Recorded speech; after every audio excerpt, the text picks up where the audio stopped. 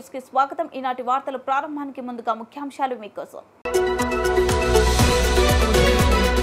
నంద్యాల జిల్లా వ్యాప్తంగా ప్రశాంతంగా పోలింగ్ 81.12% ఓటింగ్ నమోదు.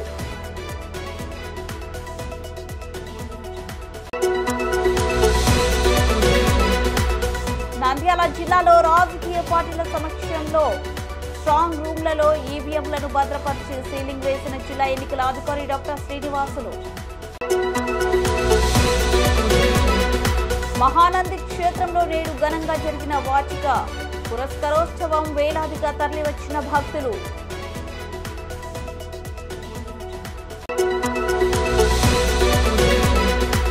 ఆలగడ్డ నియోజకవర్గంలో గెలుపు తమదేనని ధీమా వ్యక్తం చేసిన టీడీపీ అసెంబ్లీ అభ్యర్థి భూమా కిలప్రియ. నంద్యాల జిల్లా వ్యాప్తంగా 6 నియోజకవర్గాలలో పోలింగ్ ప్రశాంతంగా జరిగింది. జిల్లాలోని ఆలగడ్డ, నంద్యాల నియోజకవర్గాలలో చెదురుమెదురు సంఘటనలు మినహా పోలింగ్ ప్రశాంతంగా జరిగినట్టు 81.12% పోలింగ్ నమోదు అయినట్లు జిల్లా కలెక్టర్ మరియు ఎన్నికల అధికారి డాక్టర్ శ్రీనివాసులు ప్రకటించారు. నంద్యాల జిల్లాలోని ఆలగడ్డ, బనకానేపల్లి, డోన్, శ్రీశైలం, నంద్యాల, నందికొట్కూరు నియోజకవర్గాల పార్టీలో సోమవారం ఎన్నికల ఉదయం 7 నుండి సాయంత్రం 6 వరకు ప్రశాంతంగా జరిగాయి. జిల్లాలోని కొన్ని ప్రాంతాలలో చిన్న ఘటనలు మినహా పోలింగ్ ప్రశాంతంగా జరిగింది. నంద్యాలతో పాటు పలు ప్రాంతాలలో సాయంత్రం 6 తర్వాత క్యూ లైన్లో ఉన్న వారికి స్లిప్లు అందజేసి రాత్రి 10 గంటల వరకు ఓటింగ్కు ఎన్నికల అధికారులు అనుమతిచ్చారు. జిల్లాలో అన్ని నియోజకవర్గాలలో ఓటర్లు ఉదయం నుండే క్యూ లైన్లలో పోటెత్తారు. జిల్లాలోని అన్ని నియోజకవర్గాలలో 75% పైగా ఓటింగ్ నమోదు అయింది. జిల్లాలో ఎన్నికల అధికారి డాక్టర్ శ్రీనివాసుల ఆధ్వర్యంలో పోలింగ్ స్టేషన్లో సిబ్బంది అన్ని రకాల సౌకర్యాలు కల్పించడంతో పోలింగ్ ఏర్పాట్ల పట్ల ఓటర్లు సంతృప్తి వ్యక్తం చేశారు. సోమవారం అర్ధరాత్రి తర్వాత ఫైనల్ ఓటింగ్ శాతం ప్రకారం ఆలగడ్డలో 83.12%, శ్రీశైలంలో 81.70%, నందికొట్కూరులో 81.69%, నంద్యాలలో 75%, బనగానపల్లిలో 82.29%, డోన్లో 82.91% పోలింగ్ శాతం నమోదైంది. అత్యధికంగా ఆలగడ్డలో, అత్యల్పంగా నంద్యాలలో పోలింగ్ శాతం నమోదైంది. జిల్లాలో పోలింగ్ ప్రశాంతంగా ముగియడంతో అటు రాజకీయ వర్గాలు, ఇటు అధికార వర్గాలు ఊపిరి పీల్చుకున్నాయి.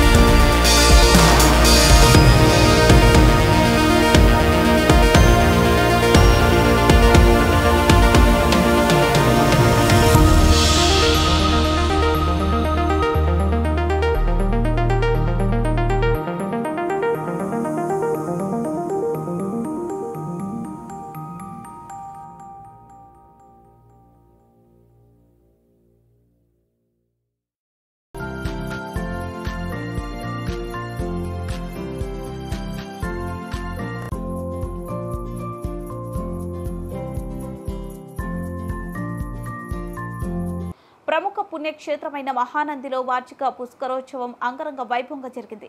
వేద పండితులు రవిశంకర్ అవధాని కార్యనిర్వహణాధికారి చంద్రశేఖర్ రెడ్డి ఆధ్వర్యంలో జరిగిన ఈ కార్యక్రమానికి భక్తులు అధిక సంఖ్యలో తరలివచ్చారు. వార్షిక పుష్కరోత్సవం సందర్భంగా ఆలయ కార్యనిర్వహణాధికారి చంద్రశేఖర్ రెడ్డి ఆధ్వర్యంలో రాజగోపురం వద్ద గంగాదేవి ఉత్సవ మూర్తిని ఆస్థానం గావించి ఉపచారములన్నీ సమర్పించి తదుపరి సాదర ఆహ్వానంతో నంది తీర్థంలోనికి తీసుకొని వెళ్లారు. అనంతరం వేద పండితులు ప్రత్యేక అభిషేకాలు చేసి గంగమ్మకు అలంకార హారతులిచ్చి సంకల్ప స్నానం నిర్వహించారు. ఈ కార్యక్రమాన్ని కన్నులారా వీక్షించేందుకు భక్తులు వేలాదిగా తరలివచ్చారు.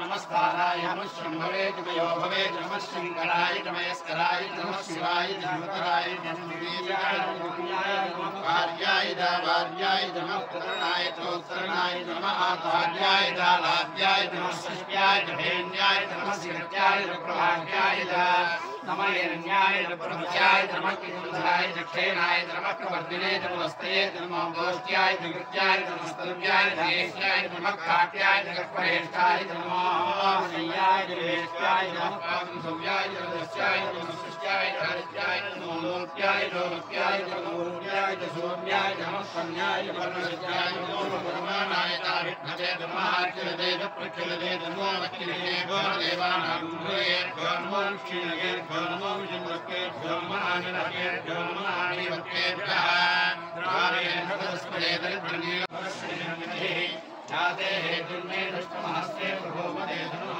तयास्मान् यस्वदस्मय कृपया भवाने सुन्दे शम्भवे नमः नमस्ते भगवन् विष्णुवाय कालाय योगाय नीलकण्ठाय मृत्युञ्जयाय सर्वेश्वराय सदाशिवाय श्री महादेवाय नमः नमो हिरण्यवाहवे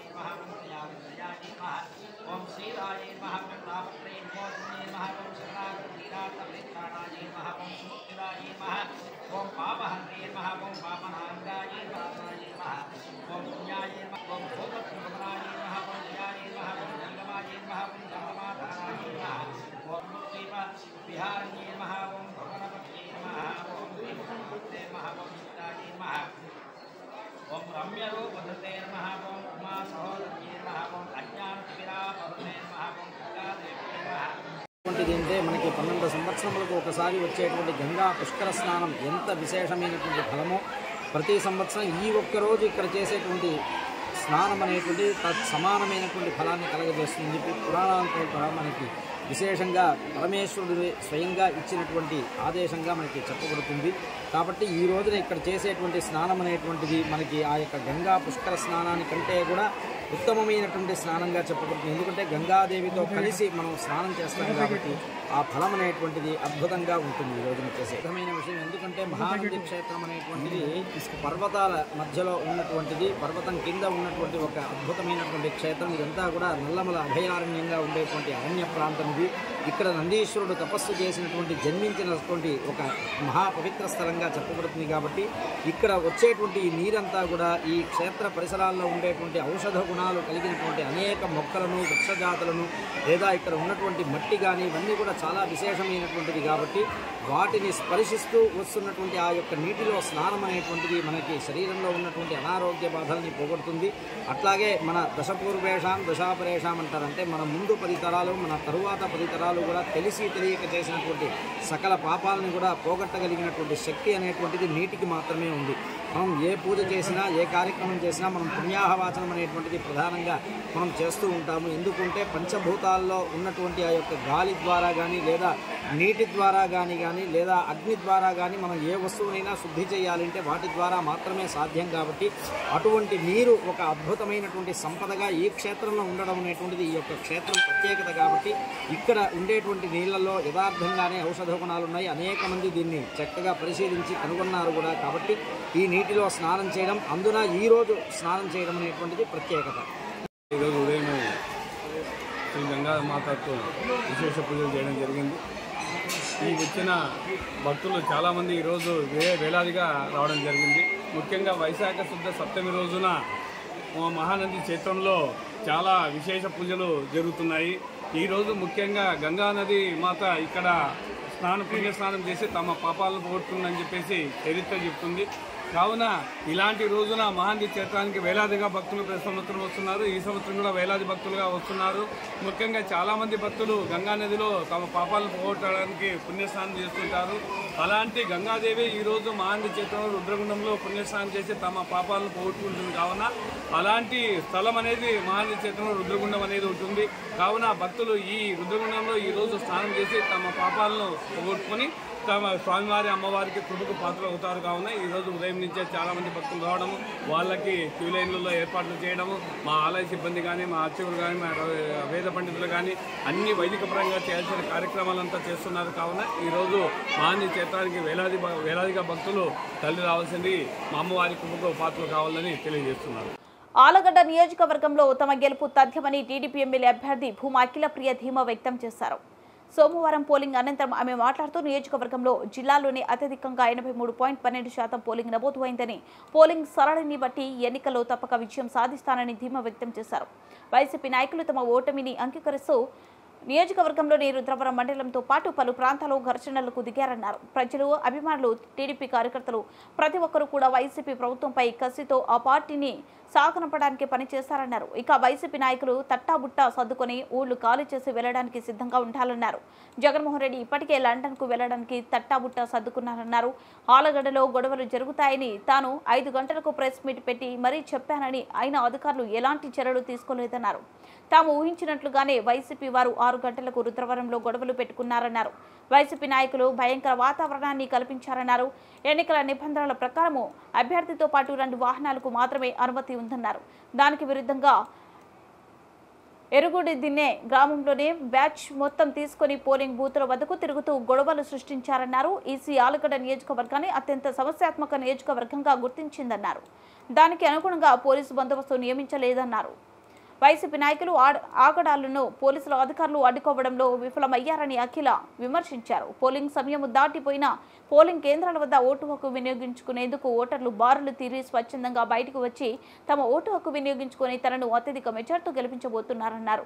గొడవలు చేస్తే ప్రజలు ఓటు హక్కు వినియోగించుకునేందుకు రారని అనుకున్నారని, వారి అంచనాలను తారుమారు చేస్తూ ప్రజలు సమయం దాటిన ఓటు హక్కు వినియోగించుకున్నారన్నారు. చాగల్మరిలో ఆల్మోస్ట్ 7 అవుతుంది, 6:30 అట్లా అవుతుంది. నేను చాగల్మరిలో ఉన్నా. ఇప్పుడు నేను వెళ్ళి చూడాలా కార్యకర్తలకు ఏం జరిగింది, నన్ను అక్కడికి రావద్దని చెప్పి ఇది అవుతున్నారు. ఎందుకు ఇంత టెన్షన్, ఇంత వాతావరణం ఎందుకు క్రియేట్ చేస్తున్నారు? మరి ప్రచారం చేస్తున్నప్పుడు మాత్రం తెలుగుదేశం పార్టీ నాయకులైన మేము ఫ్యాక్షన్ తీసుకొద్దామని మేము అనుకుంటున్నాం, మేము దౌర్జన్యాలు చేస్తున్నామని చెప్పి మా మీద బురద జల్లినారు. ఈరోజు ప్రశాంతంగా పోలింగ్ చేయాలని మేము ప్రయత్నం చేస్తుంటే ఈరోజు గొడవలు పెట్టుకొని ఇష్టం వచ్చినట్టుగా, మామూలుగా అయితే ఎన్నికల ఆఫీసర్ ప్రకారం క్యాండిడేట్తో పాటు 2 బండ్లు మాత్రమే ఉండాలి.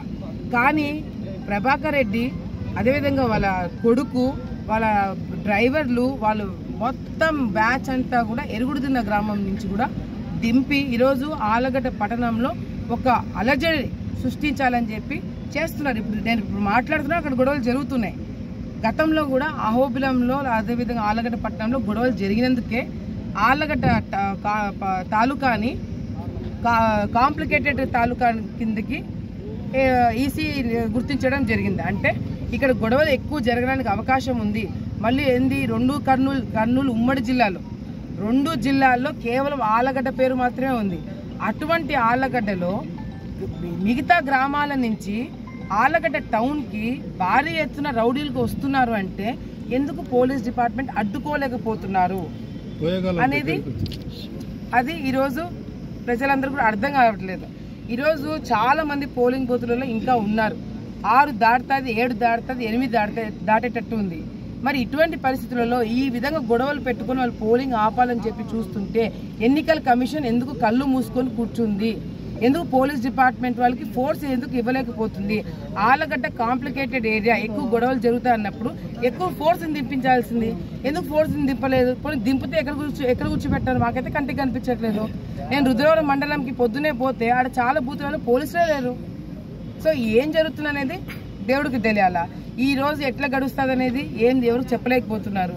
కానీ ప్రజలు చాలా చాలా బ్రహ్మాండంగా బయటకు వచ్చి ఓట్లు వేస్తున్నారు. ఈ గొడవలు జరిగితే ప్రజలు రారు అని చెప్పి అనుకుంటున్నారు వైసీపీ నాయకులు. ఈరోజు టీవీలలో కూర్చొని చూస్తున్న ఈ వీడియోలు చూస్తున్న వాళ్ళు ప్రతి ఒక్కరు ఇంకా ఓటు వేయలేదు అంటే దయచేసి బయటికి వచ్చేసేయండి. పోలింగ్ బూత్లలో ఇంకా జనాలు ఉంటే ఒకవేళ వాళ్ళు మీకు పర్మిషన్ ఇస్తే లోపలికి రమ్మంటే మీరు వెళ్ళండి, ఓటు వేయండి అని చెప్పి సందర్భంగా తెలియజేసుకుంటాం. వార్తలు ముగించే ముందు ముఖ్యాంశాలు మరోసారి. నంద్యాల జిల్లా వ్యాప్తంగా ప్రశాంతంగా పోలింగ్, 81.12% ఓటింగ్ నమోదు.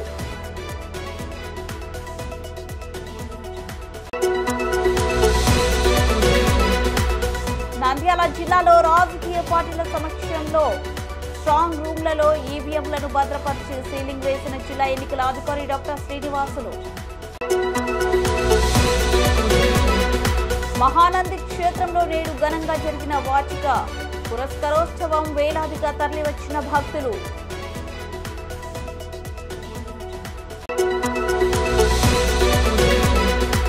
ఆలగడ్డ నియోజకవర్గంలో గెలుపు తమదేనని ధీమా వ్యక్తం చేసిన టీడీపీ అసెంబ్లీ అభ్యర్థి కూమా కిలప్రియ.